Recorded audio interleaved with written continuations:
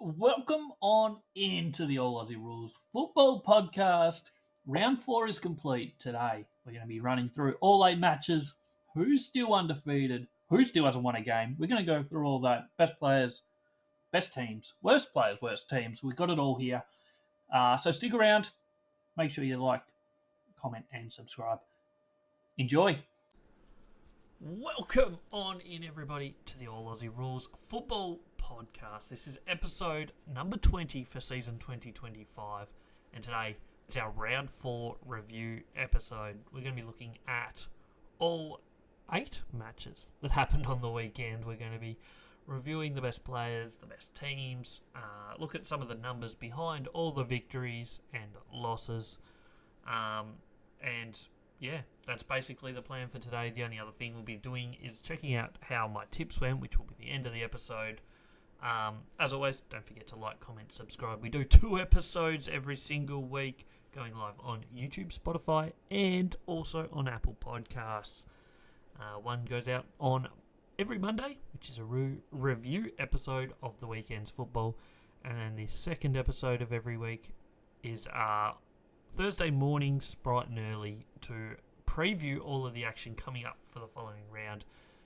Incidentally, round 5 this week is Gather Round. So that episode 4, Gather Round, all 9 matches will be reviewed in the episode that goes live on Thursday. So make sure you hit that subscribe button and come back on Thursday for that one. Let's not waste any more time. Let's jump into the games of football. And while I'm doing that, don't forget to head over to the YouTube channel as well. We're going to be posting other videos this week. I have 2 videos planned to release this week. Having a look at Adelaide Crows football, Adelaide and Hawthorn, I think, in one, and maybe Carlton in the other. See what's going wrong with them. Maybe chuck in Melbourne as well. Let's have a look. We started the weekend Thursday night football. It was Collingwood, it was Carlton, it was the bitter rivals going up against each other. And it ended up with Collingwood winning at 8-15-63 to 6-10-46. Some poor kicking in front of goal, low scoring game. There was a bit of rain around, especially in that second half. But in the end, Collingwood were pretty comfortable winners, it must be said. Those ratings were straight after the game, so they did fluctuate a little bit. Collingwood's went up by 0.05 and Carlton's went up by 0.3, so just an FYI, but basically not too much difference. What can we say about it? We'll start with, I guess, how the game kind of progressed.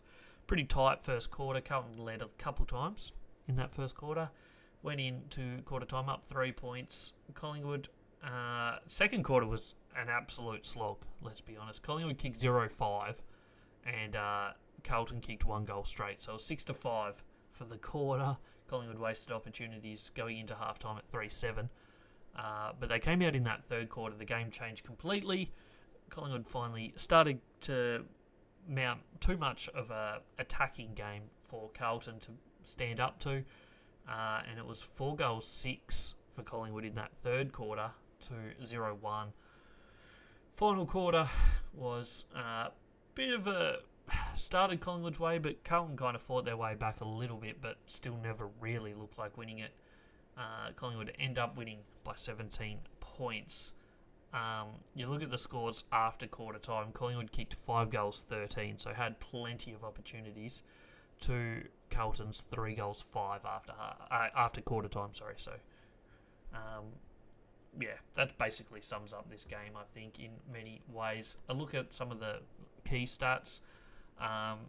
Carlton actually had really good numbers for the first quarter and a half, and then Collingwood started to get their way back in. At one point in that second quarter, I think Carlton were +6 in inside 50s. They ended up losing it by 13, so a big swing from halfway through the second quarter to the end of the game. Carlton were also plus 30, 40 possessions at one point. They only ended up having 14 more disposals than Collingwood. Clearance count was pretty level for most of the first half, but Collingwood ended up winning that by +9, which most of that was stoppage clearances. So it was only 8-7 in centre clearances. Contested footy slightly the way that Carlton, not massively, and uncontested slightly again, but the turnover game was massive. Difference here, 73 for Carlton, which is slightly above average. Was a wet game, so slightly above average isn't too bad, but Collingwood just 63, which is right on their average. So big difference there, 10 extra possessions when Collingwood are winning clearance game, plus also winning the turnover game. It's going to suggest that you're getting a lot more opportunities forward than the opposition, and that's exactly what happened here. The mark game, Carlton did dominate that, 93 to 68. A lot of uncontested marks there, but in the end, it didn't really amount to much. Tackle game, Collingwood really bought it. Their best tackling game of the year, maybe. 85 they had, plus 20 on their average. Obviously, week 1 was a really low amount of tackles when they played GWS. I think it was like 35 or something. Meanwhile, Carlton had 69, which is a bit below their average. Kind of sums up, I guess, where this game was at. Looking at some other things in this game. Obviously, both teams kicked poorly in front of goal. Collingwood had 9 extra shots. Predicted score suggests that they probably should have won by slightly more. Predicted score model roughly 80 to 50. So Collingwood probably should have won by more than they did. And certainly when you look at some of the stats, they certainly probably should have won by more. Score sources, Carlton were good from kick-ins, 2 goals straight. Collingwood didn't manage a score. Stoppage was pretty level, 4-3 to 3-5 in favour of Collingwood. Turnover game, though, was where Collingwood should have run away with this one. They kicked 4 goals 12 from turnovers. If you turn that to 12 goals 4, this game would have been hugely different. Carlton were 1 goal 4. Score origin, defensive half was pretty level, 14 to 12. However, Collingwood were 1 goal 6.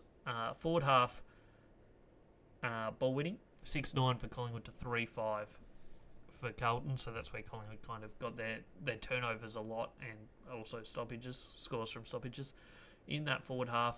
And then from the centre bounce, it was 1 goal straight for Collingwood to 1-2 for Carlton. So not much scoring from the centre of the ground. Best players are on the screen. We had still side bottom George Hewitt. Lachie Schultz was outstanding. He won the medal on the day for best on ground. Adam Saad, Dan Houston, who has been off at 2 weeks. So I'm not sure if Collingwood have announced whether he's taking that or not. I would assume they probably will. Brownlow votes. It's a tough one, this game. It could go any way of many. I decided to go with Lachie Schultz 3, George Hewitt 2, Sam Walsh 1. But there's probably 6 or 7 other players that could all get votes in this one. MVP voting, if you're new around here, we do a bit of a unique-ish voting system.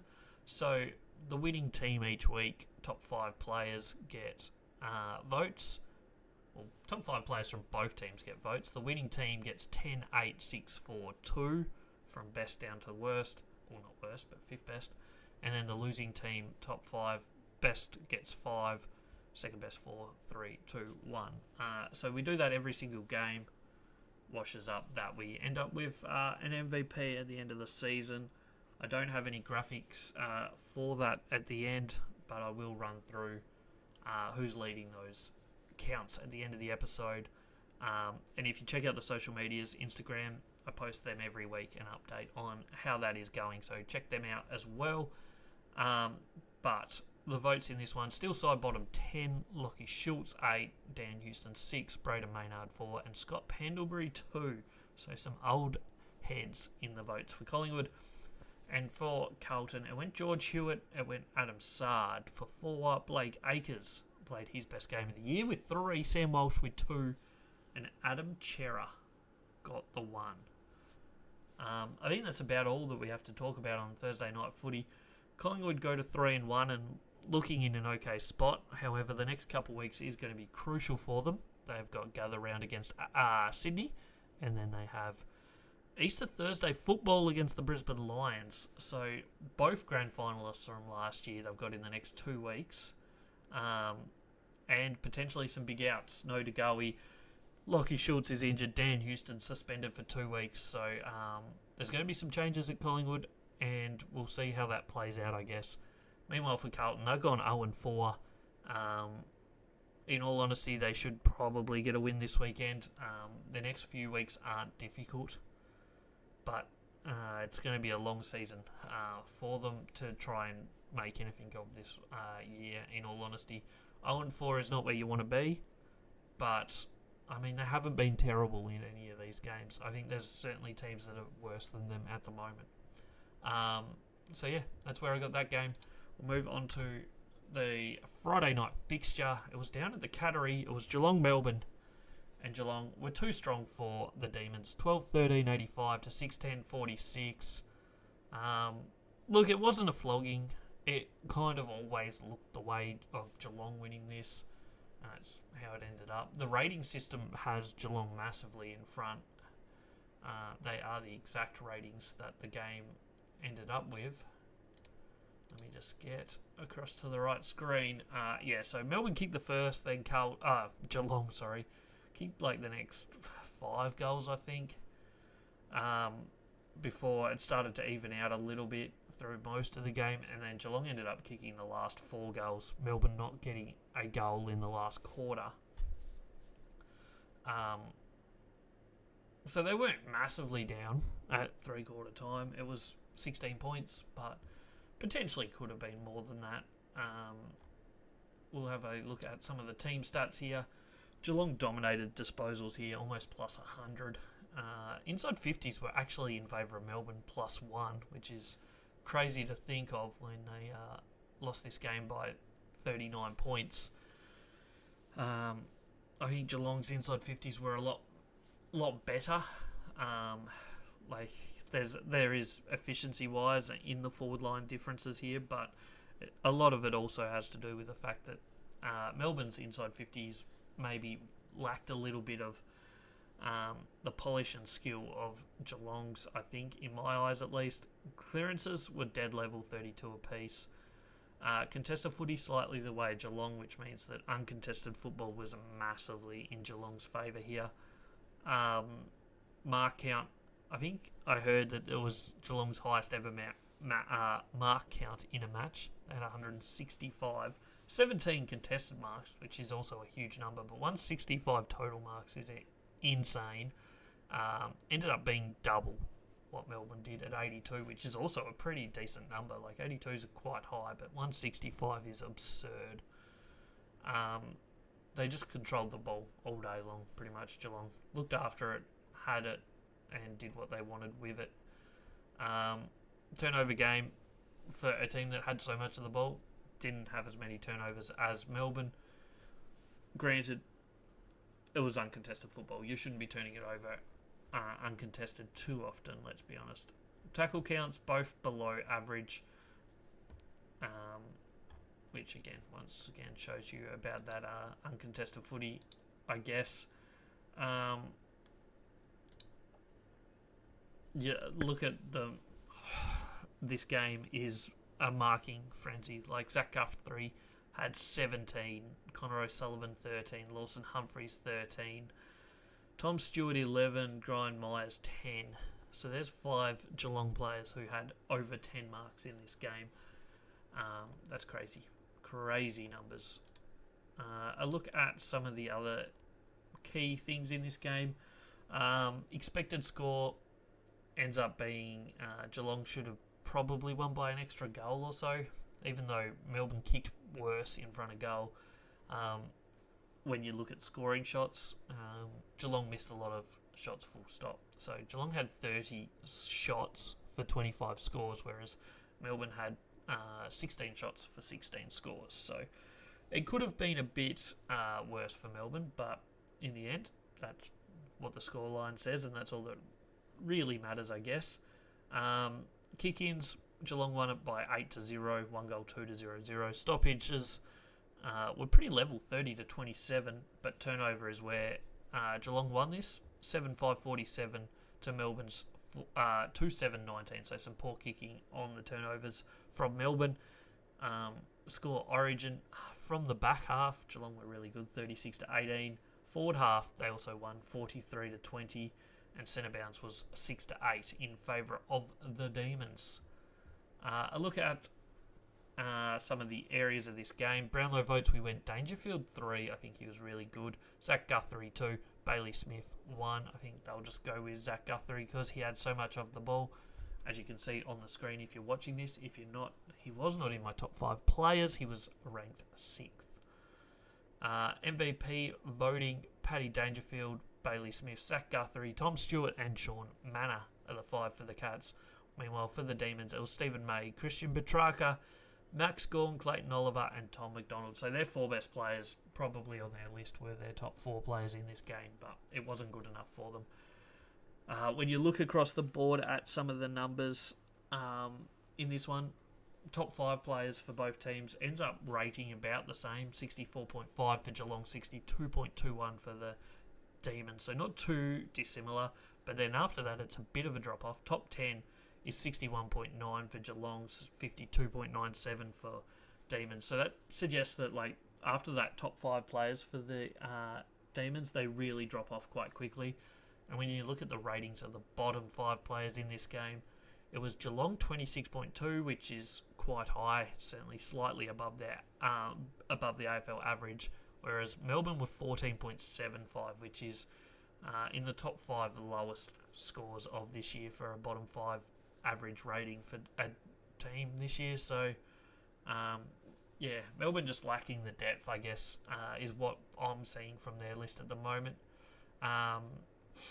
Forward line was won by Geelong, midfield was won by Geelong, backline was won by Geelong. So it was just an all-round, across the ground, they were the better team, they rated higher, and in the end, the numbers suggest they should have won, they did win. So that's probably about all we have to say about this game. It puts Geelong back in the winners list. They're back to 2-2. Their seasons can, I guess, reset after 2 losses in a row, and start building again. They obviously, round 1 looked outstanding. Their next 2 not so good. But this one was back to a really good-looking Geelong outfit, perhaps. Still a few areas to tidy up a bit, but not too bad. Melbourne, they go to 0-4, and their season is looking worse and worse as we go. They head to Adelaide, where they had some success last year. They won 2 weeks in a row there, the week before and then of the week of Gather Round. So it's not their worst ground, but they certainly need to find quite a lot of improvement if they're going to start winning games. There's no doubt about that. We move on to game number 3, and it was game of the round. It was hyped up as game of the round leading in, even though some media outlets didn't have it as game of the round. It clearly was game of the round going in. It was 2 undefeated teams. It was Gold Coast, it was Adelaide, up on the Gold Coast, and it lived up to it. Ended up being a 1-point victory to Gold Coast Suns, 13-13 91 to 14-6 90 for the Crows. 1-point victory, a bit of controversy late. Isaac Rankin not getting a mark or a free kick, which he should have got the mark, and if he didn't get the mark, he should have got the free kick. The AFL have come out and said that. The Crows, they get bad luck again. It's crazy how often this has happened. At some point, the luck is going to turn for them, but they have certainly been very unlucky over the last few years. But take nothing away from Gold Coast, they were very good. Both teams played well, and I don't think you can take anything away from either of them. Gold Coast started well. First quarter was good. Adelaide came back late in the first quarter. Kicking a goal on the siren got them really some momentum going into that second quarter. They took the lead, and then it was kind of the reverse. Gold Coast got a goal 20 seconds into the third quarter, which gave them some momentum. And then it was just kind of Gold Coast in front, but Adelaide always threatening to come back. They did kick the last 2 through Walker and Thilthorpe, and then it was a stalemate for the last 5 minutes, where Adelaide certainly had some opportunities. A free kick that should have been paid for Rankin. It would have been a tough set shot still, but I mean, Rankin probably would have kicked it, let's be fair. But at the end of the day, that's football, and Gold Coast remain undefeated. They go 3-0, obviously having played one less game, and Adelaide sit 3-1 still. So very positive sign still for both teams. Look at some of the stats in this one. Adelaide had plus 50 disposals, so certainly had more of the football, but perhaps didn't convert that into enough opportunities, because Gold Coast had an extra 7 inside 50s in this one, so the ball use of Gold Coast was a lot more efficient. They are typically a lower disposal team than Adelaide is so far this season from what we've seen. So it's not all out of the trends, I guess, of these two teams. But yes, Gold Coast certainly entered 50 more. They were more efficient with the ball, and that's led to them creating more opportunities, I guess. Clearances were plus 11 for Adelaide, which was all stoppage clearances. So they certainly created opportunities to win the ball, and they looked after it most of the time. They hit their average of turnovers, which was 67, whereas Gold Coast won the turnover game by 9, which if you're losing clearances, you kind of have to win that turnover game, and they did. They went under their average by 2, so that's a really good sign for Gold Coast that they're still improving against one of the better teams in the competition. They still weren't turning it over much, so I think that's a huge plus for them, and something that's showing that they have improved a lot on where they were last year. Is their turnover game this year is really, really good. Just 58 for the match is a very good number for them, and for anyone in the competition, let's be fair. What else is there from this game? Tackle count was pretty level. Both teams slightly above their average. And then we'll go into expected scores in this one. Gold Coast will end up winning that by more than they actually did. Their expected score somewhere around about what they got, 90 to 96-ish, whereas Adelaide would probably expected score around about that 80 mark. So a 10 to 15 point win probably expected based on shots for Gold Coast. Gold Coast did have an extra 6 shots a goal in this one, but at the same time Adelaide unlucky not to get a couple others from free kicks and whatnot. Score sources first. Both kicked 1 goal straight from kick-ins. Stoppages were very level, 5-5 to 5-8 in favour of Gold Coast. And that means the turnover game was very similar as well. 8-1 for Adelaide to 7-5 for Gold Coast. Score origin, though, this is where things were very different between the two teams. Adelaide's transition from the back line netted them 9 goals straight, 54, whereas Gold Coast got 3-1, 19. Massive difference there, which means at the other end, from the origin of getting the ball in the forward half, Gold Coast 8-10, 58 to 3-6, 24 for Adelaide, so 34-point win there. For the centre bounce was 2 straight for Adelaide to 2-2 for Gold Coast, so pretty close. If you're not looking at the screen, the ratings, Adelaide rated higher than Gold Coast, mainly because they had more of the ball, more clearances and stuff, but overall, I think Gold Coast are probably pretty stoked with how this game went. It was the Adelaide forward line, that kept them in this game. Gold Coast back line was good. Adelaide's forward line was good. And it was kind of a hit out between those two areas. The best players on the ground probably went the way of Adelaide, in all honesty, but the depth of the team, I guess, ends up going Gold Coast's way. You look at best players. James Peatling played his best game at his new club, and also maybe one of his best games of his career. It's why I was so high on him last year, and when he started wanting to go, it was suggested that he was leaving. I kind of wanted him to go to my team, but alas, he went to Adelaide, and he's shown here why he is going to be really big for them. Just adds another tool to their midfield that is already pretty strong. Daniel Rioli, great. Jordan Dawson, always good. Saligo, he's having a fine start to his year, and Miller as well. Brownlow votes first. Daniel Rioli, I've gone 3. Jordan Dawson, 2. James Peatling.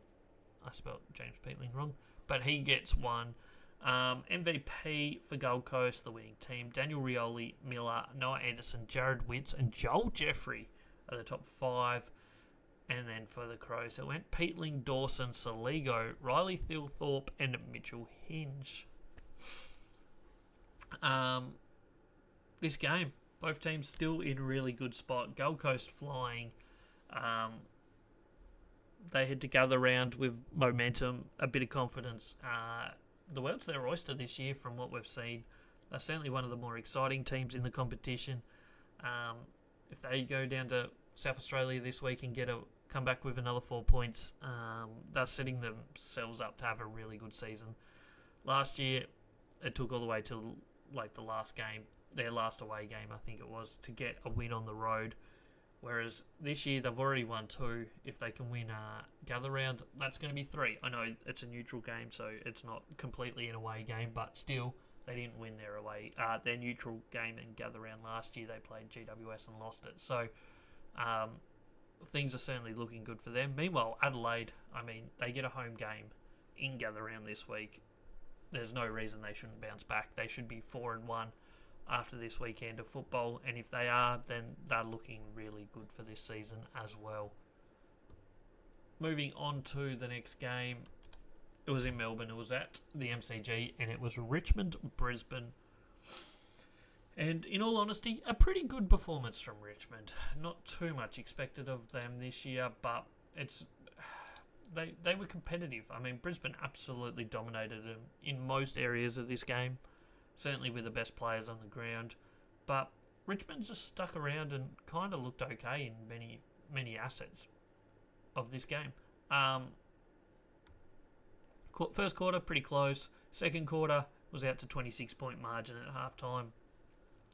Third quarter, she was all over. And fourth quarter, they just stuck around, basically, is how this game went. We'll have a look at some of the team stats, and it will tell you the story that it was controlled a lot by Brisbane, but in the end, they did what they needed to do. Plus 12 in disposals, so not massive difference there. Inside 50s, 60-40, so massive plus 20 for Brisbane. Which, again, has been the tale of Brisbane's start to this year, is their inefficiency going forward. They're getting high inside 50 counts, but just not converting it into scores too well, which is the curse that they had at the start of last year. They managed to iron it out and turn that around from about round 7 or 8 onwards last year. If they can do that again this year, they're going to be very dangerous, because last year they came from a position where they lost their first 3 games and then turned it around and were outstanding all the way home. Whereas this year they're already 4-0. So if they manage to turn it around this year and start turning that forward line efficiency up a notch, good luck beating them. They're going to be impossible to beat, basically. Clearances plus 12 to Brisbane. Plus 9 centre clearances, so dominated that area. Contested footy plus 6 for Brisbane, uncontested plus 19. Turnover game really good for Richmond. Brisbane won it by plus 1, but very low count for both teams, and that's a huge win for Richmond. A young team that a lot of players don't have that much experience. To just have 53 to match is really, really good from them. So positive signs there. Tackles, 73 for Brisbane, 53 for Richmond. So Brisbane certainly brought the tackling pressure to Richmond, but they withstood it and didn't turn it over too much. So that's a really good sign in my eyes. We'll jump into some other stats here. Expected score actually has this game as a 5-point margin. 28 shots to Brisbane, 23 for Richmond. So five difference in shots, but could have been a lot closer, basically, is what this is telling us. Both teams kind of overscored on what their expected score is, but Brisbane went way over it, apparently. Score sources, Richmond got 1 goal from a kick-in to 0 from Brisbane. From stoppage is where Brisbane won this one, though. 9-3-57 to 4-5-29, whereas turnovers was 9-6-60 to 8-7-55. So it's quite a bit of scoring from turnovers, seeing there weren't a huge amount of turnovers in this game, but that's stoppage scoring. We mentioned that they dominated stoppages in this game, Brisbane, but they also converted it into scores and goals really well. Score Origin, defensive half 34 to 35, whereas forward half was where this was also won. 83, 13 goals, 583 to 8654. So just that talent is basically where Brisbane win this one. You look at Brownlow votes, I went McCluggage 3, Lockie Neal 2, Will Ashcroft 1. McCluggage, I've given best on ground 2 weeks in a row. He's in a really good start to his season. His first couple of games, maybe not quite as good, but his weeks 3 and 4 have been outstanding. Votes in the MVP, we've got McCluggage 10, Ashcroft 8, Lockie Neal 6, Josh Dunkley 4, Oscar McInerney 2. And for Richmond, the fourth gamer, Sam Lawler, gets 5, Jacob Hopper 4, Tim Taranto was good with 3, Nathan Broad 2, Toby Nankervis gets the 1.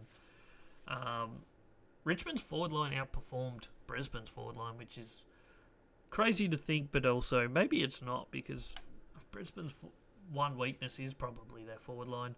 Backline, Brisbane's backline did what they needed to. They weren't outstanding, but they did what they needed to. It was the midfield game, though, where Brisbane won this. A rating of 64.3 in the midfield was outstanding compared to Richmond's 48.1.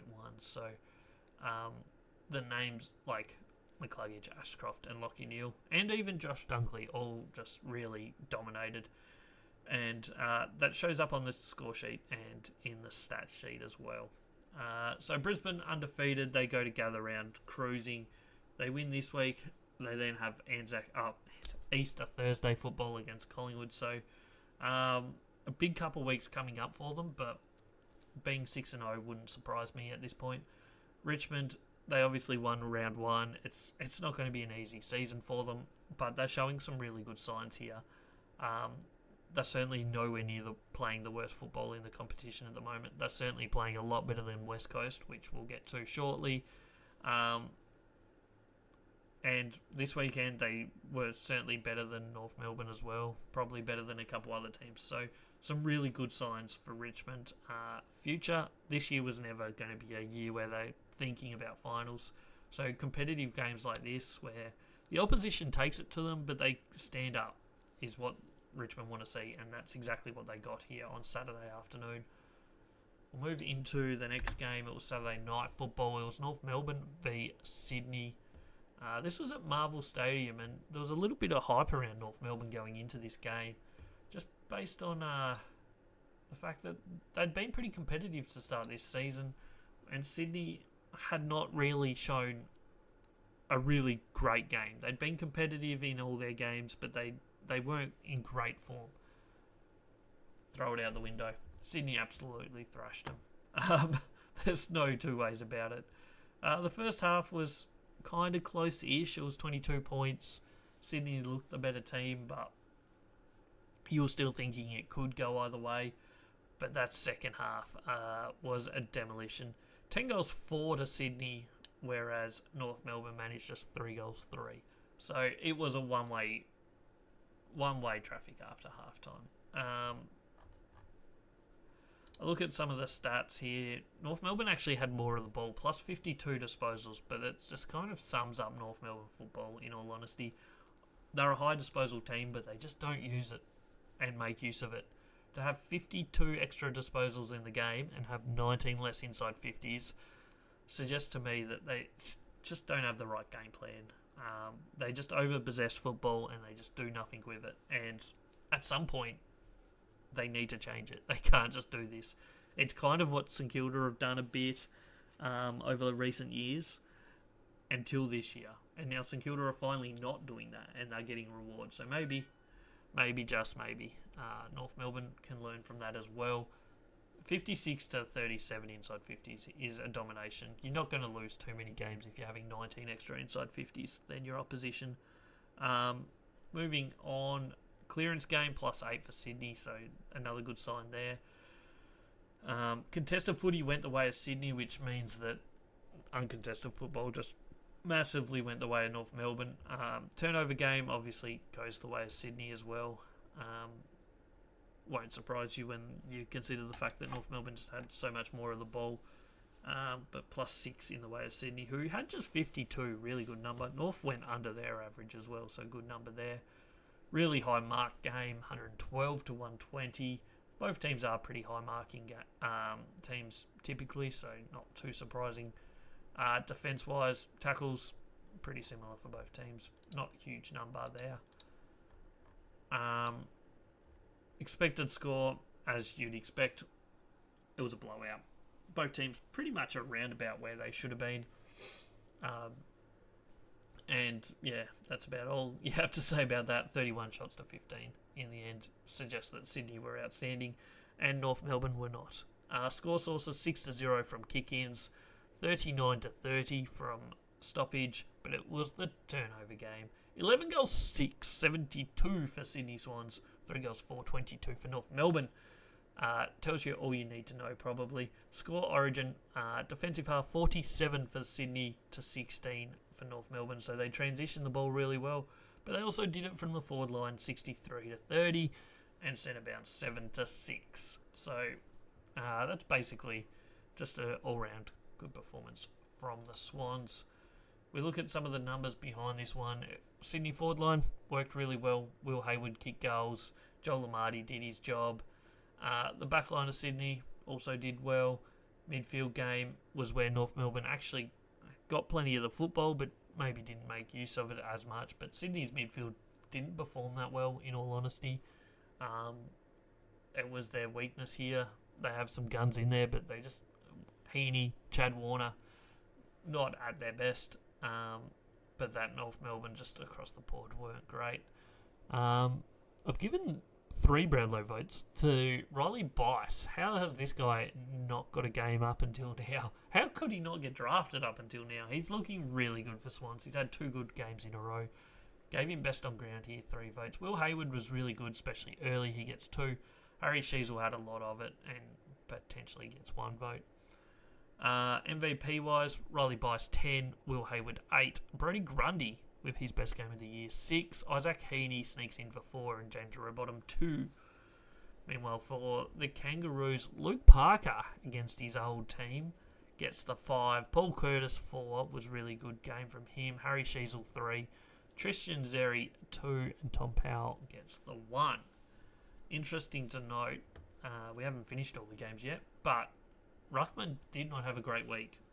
No Ruckman rated elite this weekend. I think only 2 were in the top class. So typically, it's top 25% of Ruckman will be in the top class or better. So in any given week, there's, say, this week there was at least 16 Ruckman. So you would expect that there should be 4 in that top class or above. There was 0, so certainly below the average this week. Moving on to the next game, I think that's everything we need from that one. Other than to say where the teams are at. Both teams still sitting mid-table. Sydney 2 wins now, 2 losses. North Melbourne's season was showing some solid signs up until this week. This has been by far their worst performance of the year. They're 1 win, 3 losses. Their first 3 games were all really competitive. This one was not. So hopefully for their sake they can bounce back.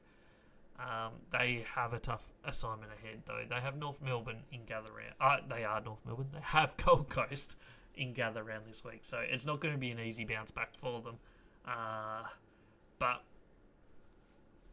they have no choice but to play better than what they did on the weekend. Moving on to Sunday football, and this was an absolute blowout. The other 2 games were good games, but this was one-way traffic. You'll never... Well, you might see. I think a couple of years ago, Sydney had an absolute dominant win against West Coast. But this was one of the most training drill games you'll ever see. There were periods of this game where I wasn't even sure West Coast were out there. It was not great. As simple as that. Ends up being 20 goals, 12, 132 to 7, 951. It was one-way traffic. 5 goals to 1 in the first quarter, 6 goals to 2 in the second. Just 3 goals to 3 goals in that third quarter, so West Coast kind of broke even, but then 6 goals to 1 in the last. It's one-way traffic. They absolutely demolished them, start to finish. It was a tough watch if you're a West Coast fan. Look at some of the stats. Plus 120 disposals is ridiculous. Only plus 7 inside 50s. So West Coast did go inside 50 quite a bit, but they never really looked that threatening when they were going in. Clearances plus 9 to GWS. Contested footy plus 7 to GWS, plus 120 uncontested. And you'd think, hey, seeing they had so much of the football, surely they didn't win the turnover game. Well, you'd be wrong. They went plus 4 in that. 59, which is 7 below their average. West Coast were right on their average at 63. Uncontested marks and contested marks massively in favour of GWS here. Tackle game massively in favour of GWS, plus 14. Why are West Coast only having 39 tackles in a game where their opposition outpossesses them by over 100 disposals? I just don't get it, in all honesty.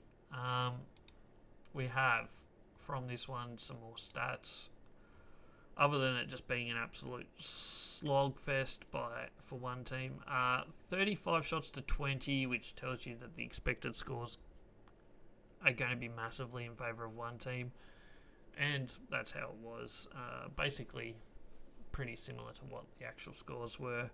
No scores from kick-ins, even though GWS dominated this game. It was all from it was evenly from stoppage and turnover. 67 to 15 from stoppage, and then from turnover 64 to 36.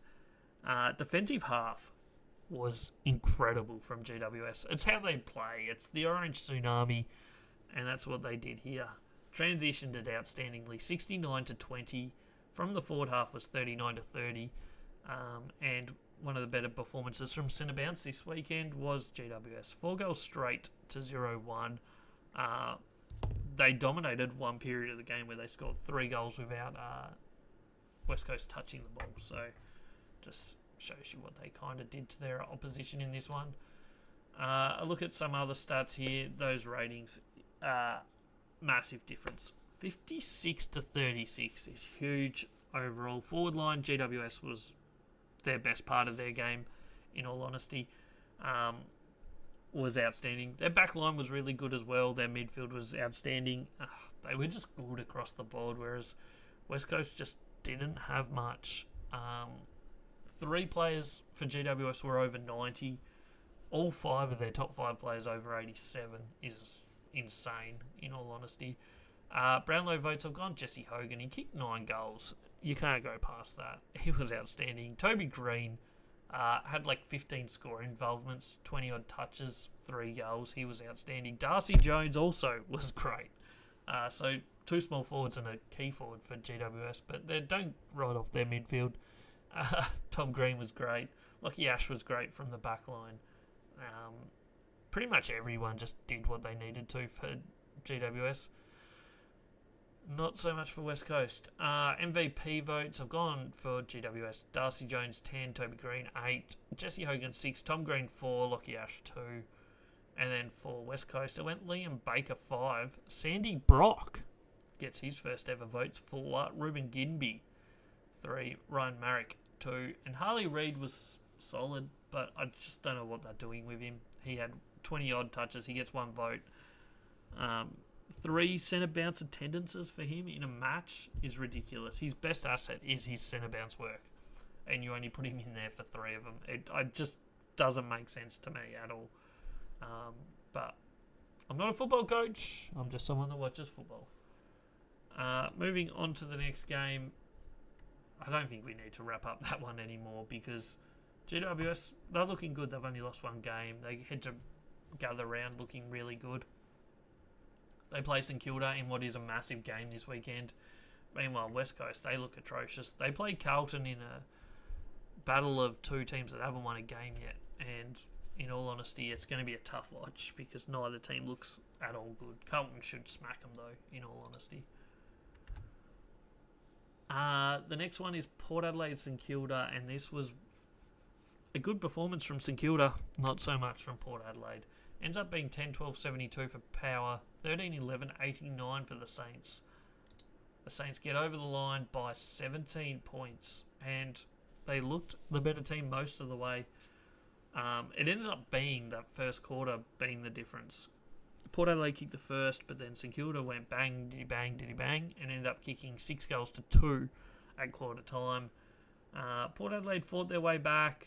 St Kilda kind of always kept that little bit of a margin. With about 10 minutes to go, Port Adelaide did get within, I think, 7 points, but then St Kilda kicked the last 2 goals of the game and iced it out at 17-point margin. The stats in this one, Port Adelaide had more of the ball. They had 14 more inside 50s. They were wasteful, is basically how this game will be summed up. St Kilda really good in the clearance game, +9, but it was a really high turnover game. 78 to Port Adelaide, 76 for St Kilda. So both teams well over their average and well over the AFL average.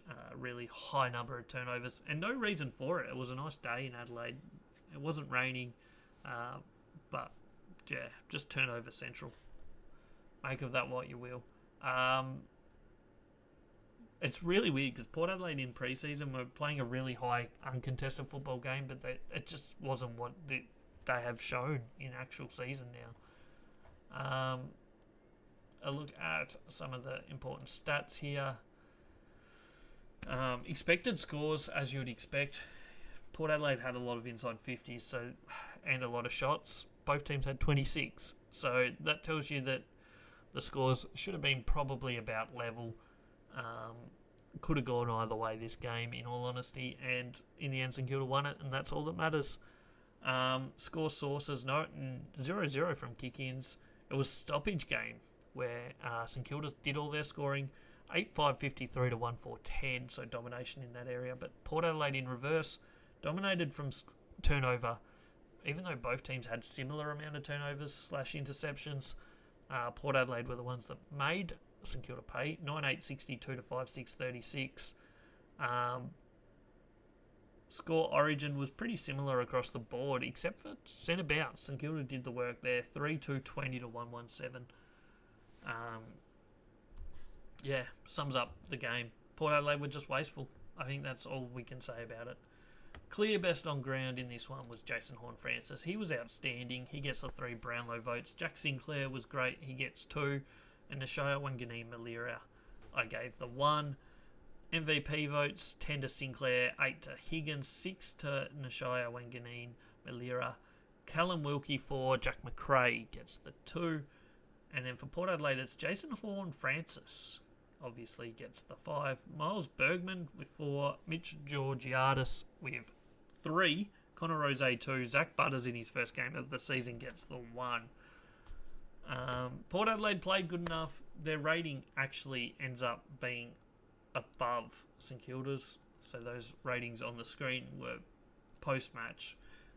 Obviously, once I rewatch and do some stats and stuff, they change a little bit.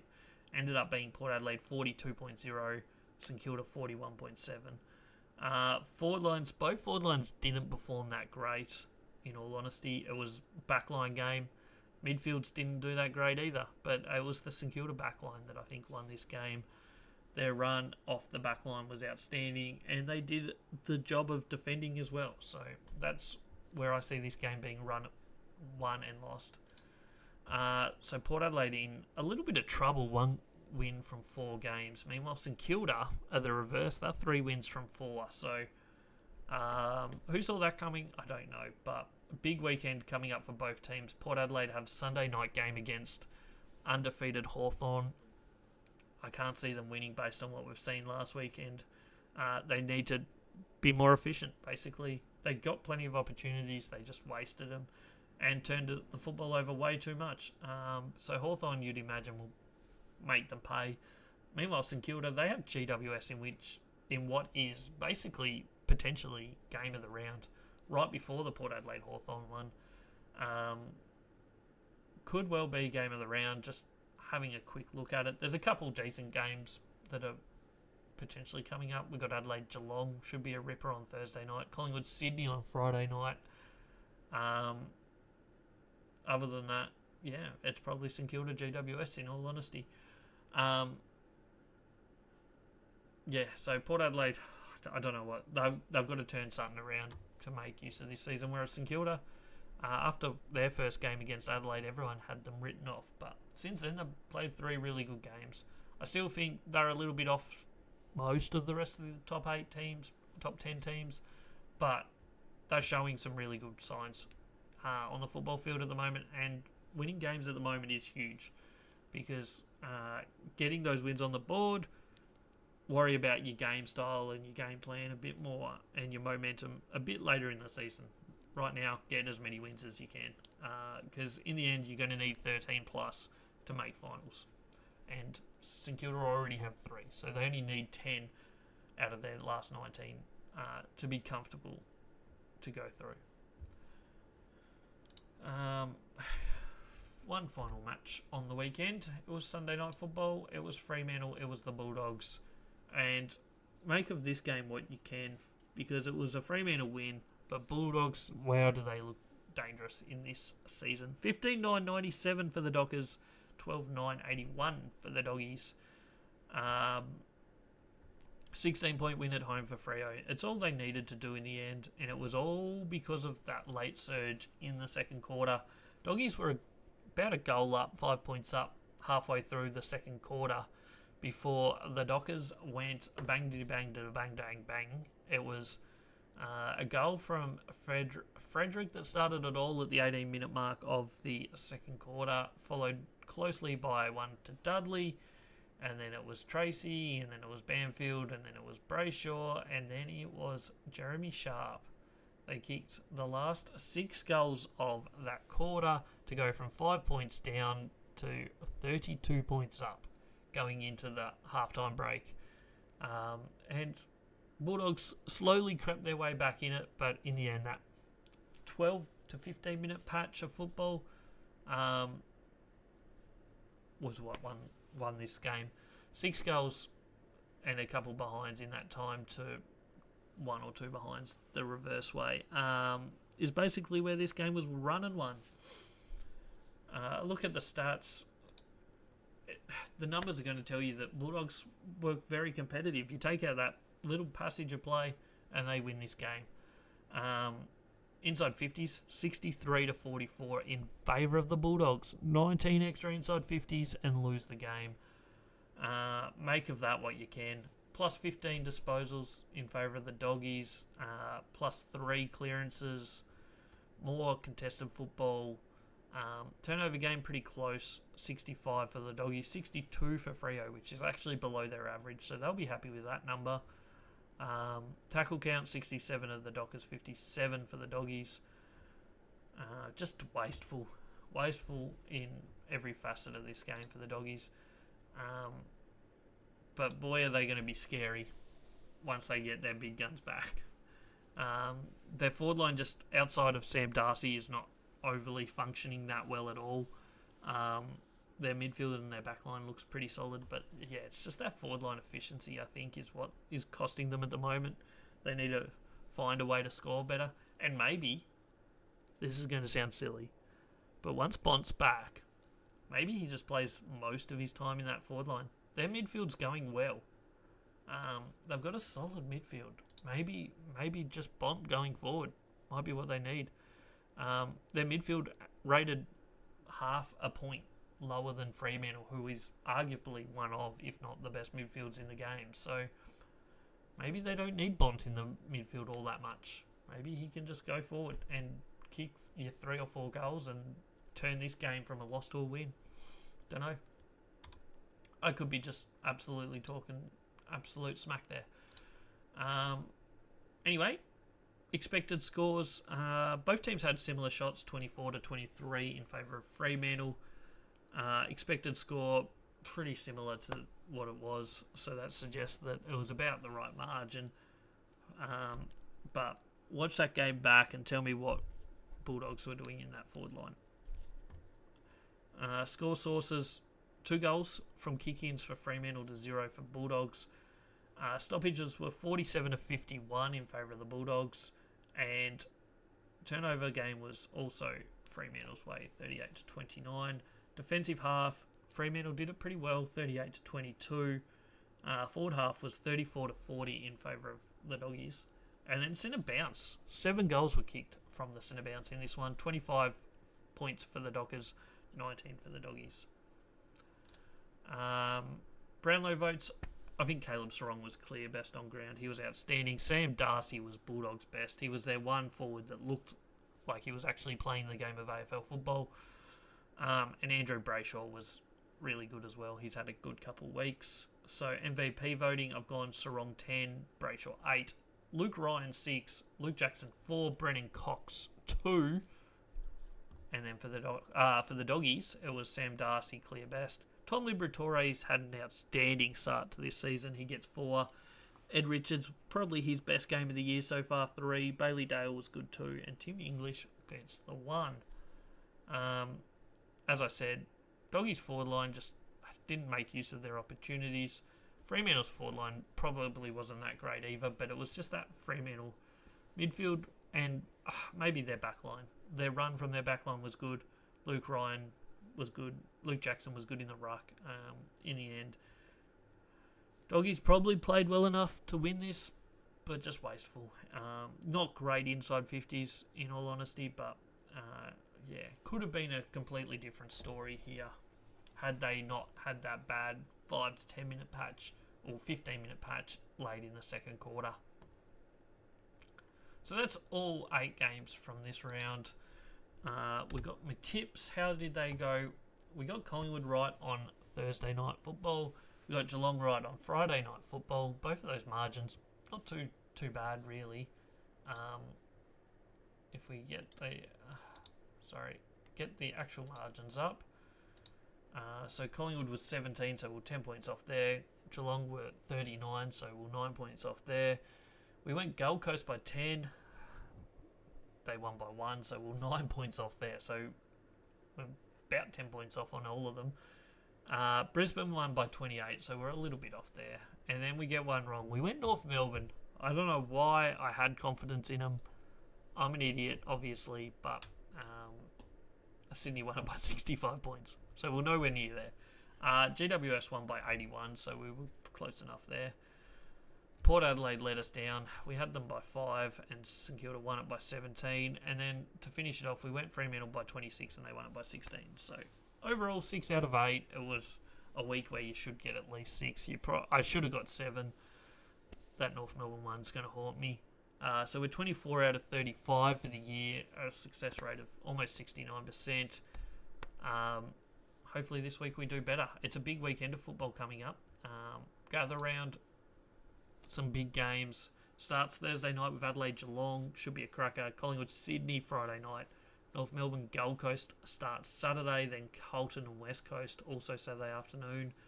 Evening game on Saturday is the Bulldogs Brisbane. The one Saturday night game is Melbourne Essendon, which is a big opportunity for the Bombers in all honesty, to get their second win of the year and to be 2-3 after 2-2. Sorry, they've played one less game than everyone else. If they're 2-2 after gather round, they'll be pretty happy with that. Richmond Fremantle start your Sunday, followed by St Kilda GWS, and then Port Adelaide Hawthorn to wrap up the round. That's how the football's going to go this week. I might just give you a quick rundown of the leaders in the Brownlow / MVP. I don't have graphics for them, but go check out the social medias this week if you want to see them. We'll start with Brownlow. We've got, after 4 rounds of football, Jack Sinclair on his own at the top. 3 weeks in a row he's polled and he's got 7 votes in my predictions. There's a whole gang of players on 6. It's Isaac Rankin, Jordan Dawson, 2 Adelaide players, Hugh McCluggage, Caleb Sarong, 2 best on grounds in a row, Matt Rao with 6 as well, Will Day and Tom Liberatore all with 6 votes. after 4 rounds. And then only 3 players on 5. They're Lockie Neal, Toby Green and Jack McRae on 5. And then a whole gang of players on 4. George Hewitt, Zach Merritt, Bailey Smith, Max Holmes, Connor Rose, Jace Burgoyne and Bailey Dale all on 4. And then if I was to count how many there were with 3, it would be 19 players with 3 votes after 4 rounds. Jumping into the MVP side of things, no surprise who's on top of this as well. 2 best on grounds in a row. Jack Sinclair has 31 votes after 4 matches. Dane Zorko is on 26, as is Hugh McCluggage. So 2 Brisbane Lions there on 26. Andrew Brayshaw and Jack McRae both on 23. Still side bottom, the surprise packet. He's had 2 best on grounds in wins so far against Port Adelaide and then this week against Carlton. He's on 22, as is Noah Anderson. Caleb Sarong, 21, as is Tom Liberatore, also on 21. Worth noting that Noah Anderson in 7th has played 1 less game than everyone because he's on the Gold Coast, who have missed 1 game so far. They catch it up after the final round. Phil Thorpe, Dunkley, Bailey Smith and Matt Rao and Tristan Zeri all on 20. 18 is Isaac Rankin, Max Holmes, Miller from the Gold Coast and Sam Darcy. And then 17 is a Saligo, Luke Jackson, Connor Rose. 16, there's about 5 or 6 players. Nick Dacos, Toby Green, Lloyd Meek, Will Day, Toby Nankervis and Bailey Dale. Then there's 14s, 13s, 12s all the way down. So that's the leaderboards after round 4. Go check out the socials. They'll be live probably Tuesday or Wednesday for those ones. We also do Team of the Week, which will be on Tuesday on the socials. So go check all them out. Don't forget to hit that subscribe button. We're flying through the rounds this year. We got Gather Round this week. It's a massive week of football, so come back, check it all out for all your tips heading into the weekend. This is All Aussie Rules. Catch you on the next one.